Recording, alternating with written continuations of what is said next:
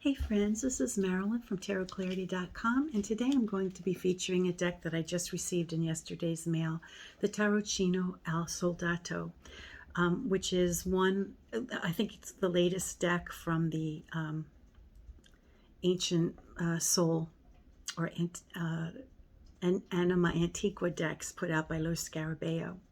We know by the name Tarocchino that it's going to be an abbreviated deck because any word with "ino" at the end means it's diminutive in size. So we know it's going to be a deck with fewer than 78 cards. Now, some publishers will restore this, the missing cards so that it can be used for divination, but Lo Scarabeo typically does not. If the deck had 60 cards, that's how they reproduce it.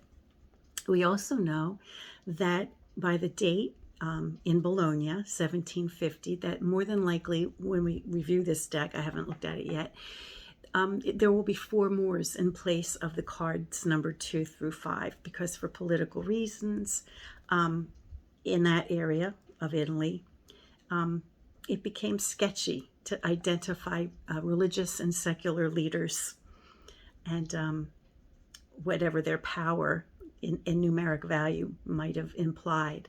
So the replacement by the 4 Moors, who were people from different places that weren't immediately, from different areas of the world, were not a threat to the individuals in charge in Italy at that time, whether they be secular or religious. And we also know, because it's Bologna, that it's going to be an elongated format, so the cards are going to be longer. And you're going to see the red dots because the Bolognese tarot decks are infamous for the appearance of mysterious red dots. Now, I have several decks from Bologna. I have the Fina della Torre. I have a couple publications of that, one by Marco Benedetti and the other from the International Museum of Tarot in Italy. Those were prior to 1750, and so they have in place the typical 2 through 5 cards, the female pope, the empress, emperor, and the pope. So I'm not showing those, and I've showcased those before in the past. I have the Trieste and I have the Zoni decks, but I'm not going to show those today either. What I will do is compare it with the Tarocco Bolognese Carte al Mondo, also put out by Marco Benedetti, which is very similar to the Al Soldato. It's not the same run, it's not the same publication, but they're very similar, put out around the same time in Bologna. And they both have the 4 Moors. So let me flip the camera so we can get started. So with the Lo Scarabeo production, we get the typical little book that they give for their Anima Antiqua series, written in a few languages: English, Portuguese, French, Spanish, like that, a language I don't even know to say. And it doesn't give, the little booklet does not give any divinatory meanings. In fact, their section in each language is very brief. It gives an idea of the manner of the way the cards were created in Bologna. They also give a card with the number. Now, I ordered this deck the very first day it was made available, back like the 1st of August, something like that. And I don't know what you got to do to get an early number, because I ordered it like the second it came out. So out of almost 3,000, I have 2017. So it might be the luck of the draw with Lo Scarabeo. There may be no rhyme or reason. Somebody who orders the deck today may actually get number 1. Who knows? And with the Tarocco Bolognese Fina Carte al Mondo by Marco Benedetti, there were only 20 decks created of this run, and I was fortunate enough to get number 4. So sometimes you get lucky and sometimes you don't. Also bear in mind that the Lo Scarabeo, they don't varnish the cards, so they say they're not suitable for shuffling. They are slick. They're not like fine art paper that some of the other fine decks, seem to be made of. And they're not, they are different publications originally, right? So one's the Al Soldato and the other is El Mondo, but they are very similar in their appearance, in color, and the characters themselves. But I want to do a full run between the two decks to see if there are any deviations. Right off the bat, one thing we do see is that the background dots are different.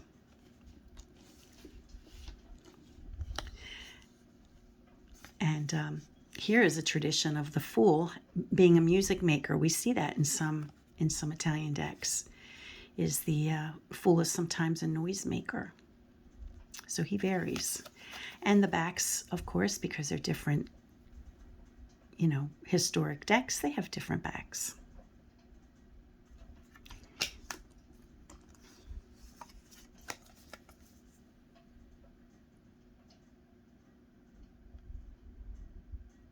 Now we do have in the card that we, in modern times, call the Magician, they do seem to be charlatans, as they are in the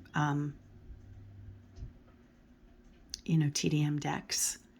Seems to be somebody who is he's out of doors, so he sets up perhaps a temporary table, is a a street magician,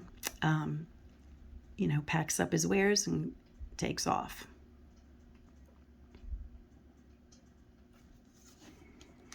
And I left the Al Soldato 4 Moors in their original order. And they do differ from the Al Mondo Moors. And I don't know which represents which, so I'm going to show them individually here. So here we have one holding like a globe with a moon on it, perhaps to represent the more religious, replacing one of the religious cards, in this case perhaps the female pope, although it's a gentleman. Well, it could be a woman. I don't think these cards are too specific about who they are. This one has an eagle, as a secular ruler would, and arrows. Okay, this one has a globe, which again kind of reminds us of, the emperor. And then this one, being the 5th card, could be a reference to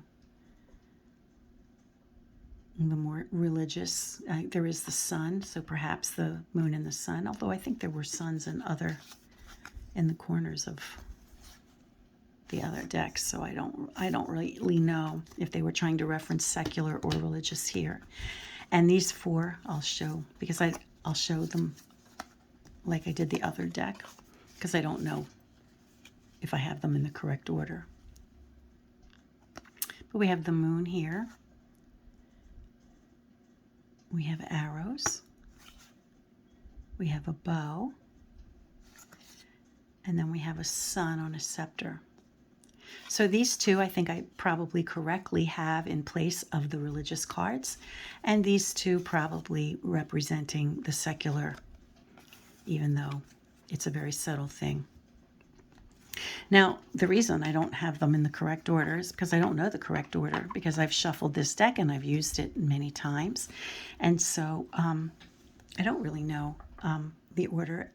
And the point being that the Italians, especially in the earlier decks, they didn't need to number or name their cards. It was their game. They invented it.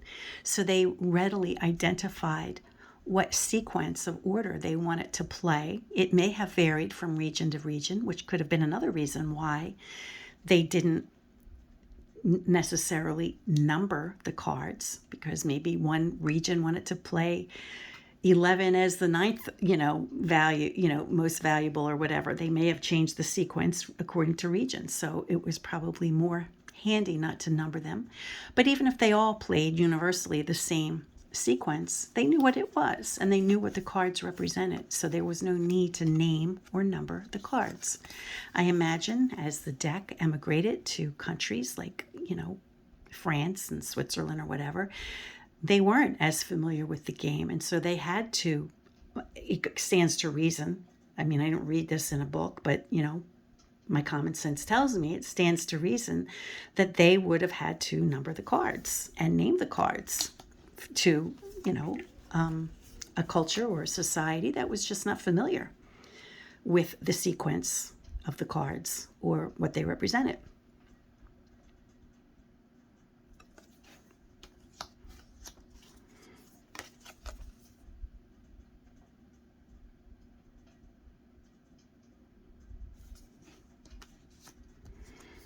So we see the pre-lantern hermit. He's got wings. He could be referencing a virtue like wisdom. And we clearly see he's old because he's got the beard, probably white. He's on crutches, so he's a bit infirmed.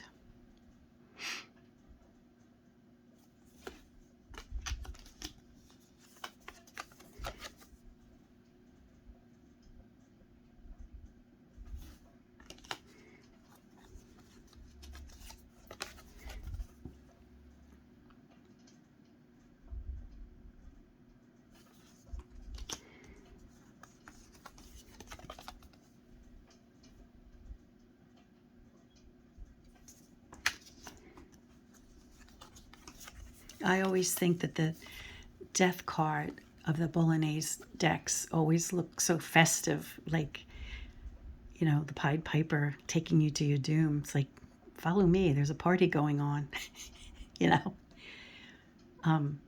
The El Mondo and the Fina della Torre in particular are very festive. And I think it's because of the expression of the red marks in this deck and the other deck, the Fina della Torre. This one, not so much. A little bit. I don't know if you can hear the wind outside. This is the remnant or what's come our way from Hurricane Nicole. I have the window open because it's actually a warm day, so you may hear the wind.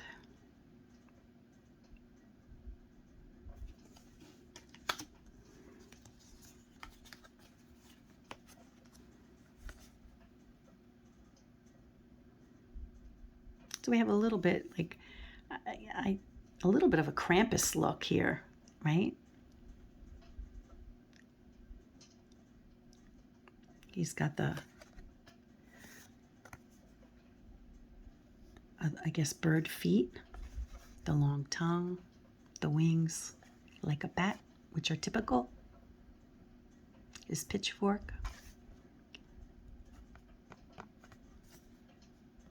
I don't know, a scaly skirt.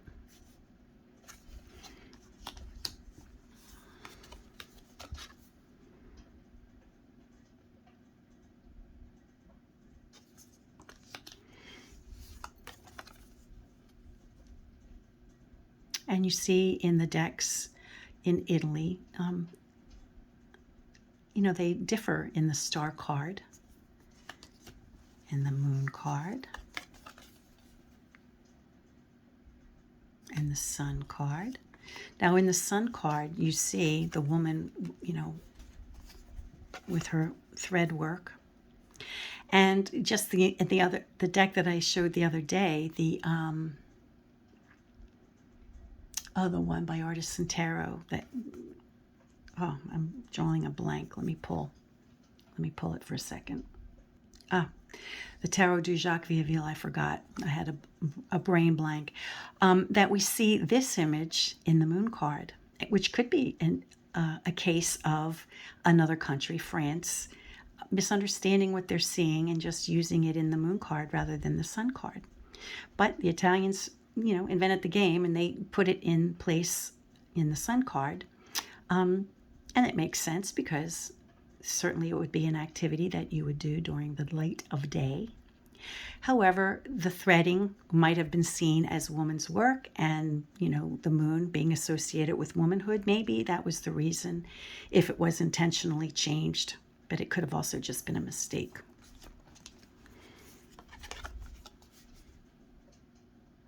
And I was surprised that the Al Soldato deck put Judgment, or the Angel card, before the World card, because typically the World card came before the Angel card. But in this case, it does, it does represent what we normally see in the Judgment card with individuals rising. In some Italian decks, it's just an angel with a horn. So maybe that's why it's in this sequence.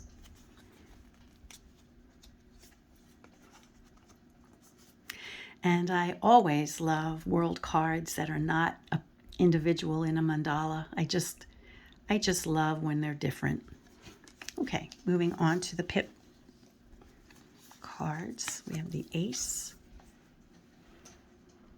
Now bear in mind, because this is a Tarocchino, the card numbers 2 through 5 will be missing. So I'm going to take these out. And they were missing, I believe, in the Mondo, but Marco Benedetti recreated those cards for us so that we would have it in order to be able to use this deck as for divination. So I do appreciate that he does that.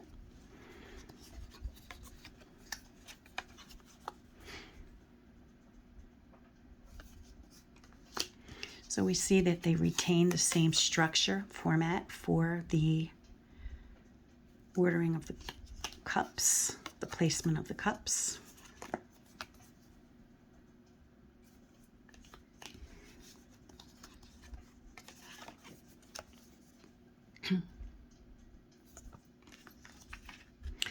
And unlike the TDM where we have number 10, we don't have one card on its side on the top. They actually,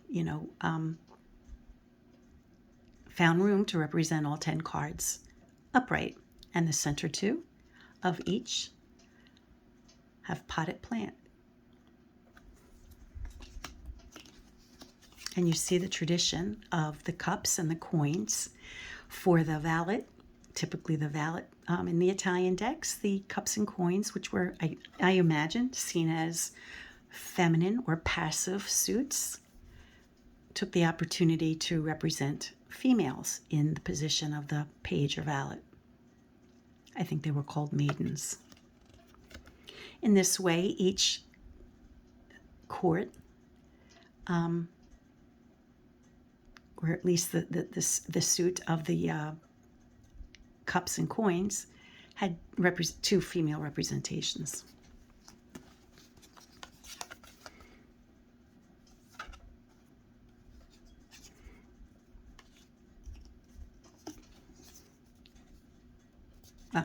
It was sticking together here.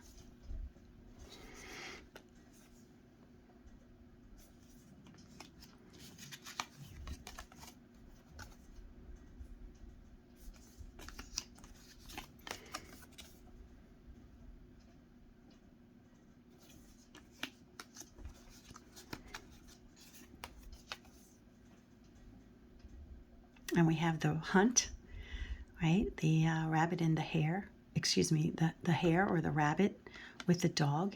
I'm imagining it's a reference to hunting, which would have been an aristocratic activity. And we're going to get rid of 2 through 5 here.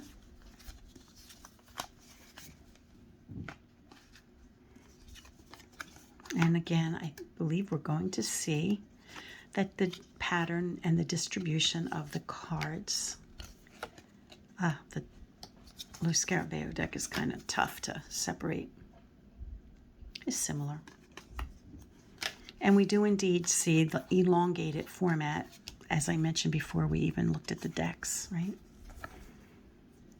If it's from Bologna, it's going to be a long and thin deck. Now, interestingly, the red dots do not appear on the pip cards, at least not yet. So it seems as though it's a feature only of, oh, I spoke too soon, there they are. I thought maybe it was just a feature of the triumph cards, but we see them here. We see them in this card for both decks.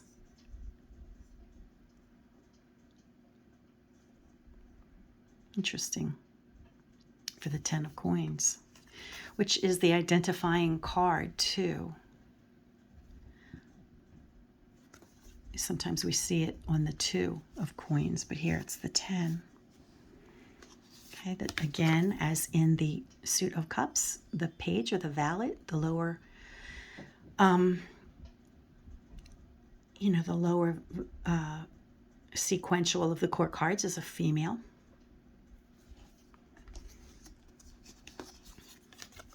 Which is why in interpreting the cards, sometimes if you see a female, or excuse me, if you see a valet of any deck really, that's cup or coin, you might suggest that that represents a youthful girl.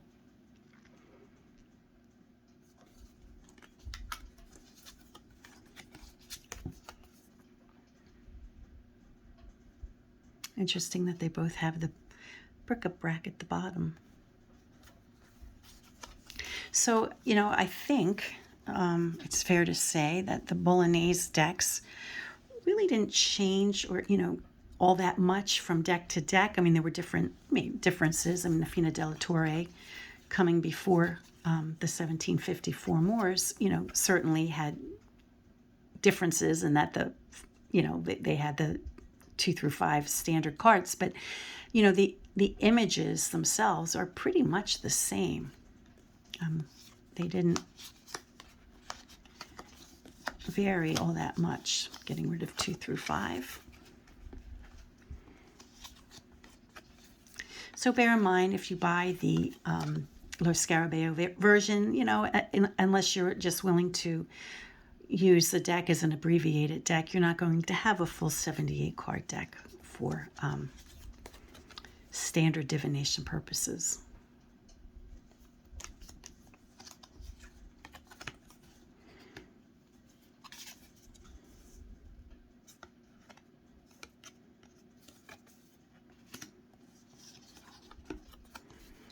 Well, the Lo Scarabeo was a bit more difficult to separate the cards. Just so you know, they have that same pattern in the middle of the 9 of batons.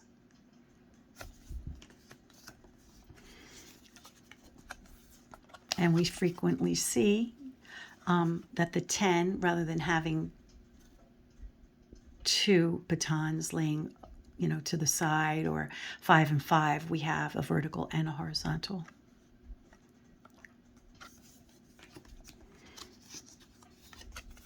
And as we'll see in the suit of swords, that the younger, or the less, less in stature character in the core cards is a male. If you think of the batons and the swords, I guess, as phallic symbols, then it would be easy to remember that those would be, the youth would be male in the Italian decks, and that the female, or the youth, would be in coins and cups.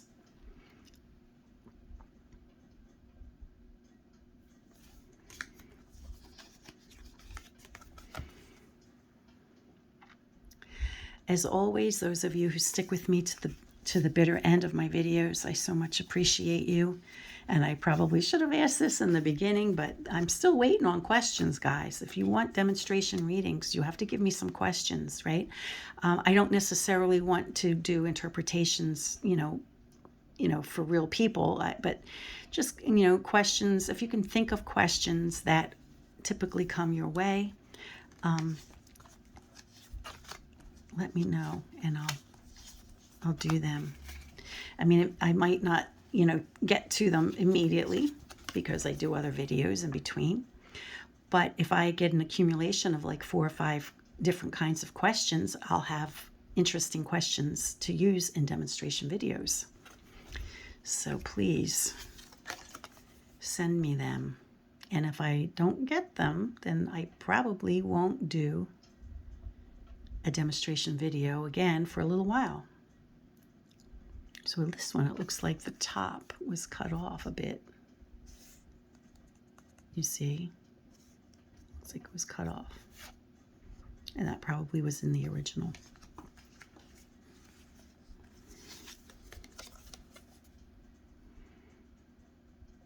Such a pretty, pretty deck, both of them.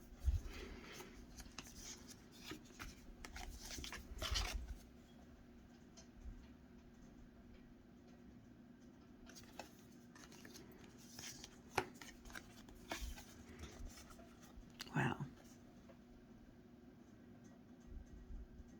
Oh, it's beautiful. So elegant.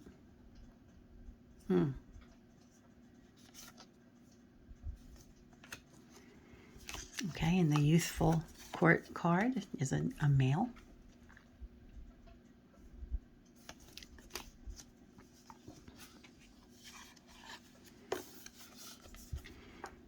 And we see the influence from the Middle East of the scimitar, which is why, you know, traditionally the sword suit are curved, a remnant of their origin.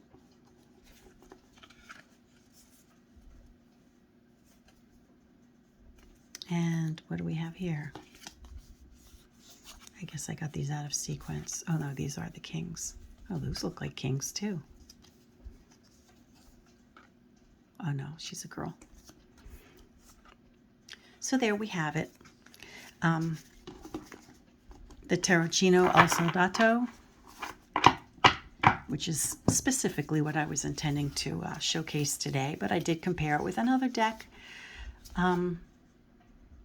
Oh yeah, look, the dots are in the, I didn't notice that when we were showing the queen. So the red dots are in some of the other pip cards of the coin. But anyway, it's possible that there may be some of these left. I got mine on Amazon, which is probably why I didn't get a preferred number. I don't know where else you can get them directly from the website of Lo Scarabeo, which maybe is what I'll do next time. So I hope you enjoyed this video and looking at the tradition of Bolognese tarot decks. Until next time, friends, peace and stay well.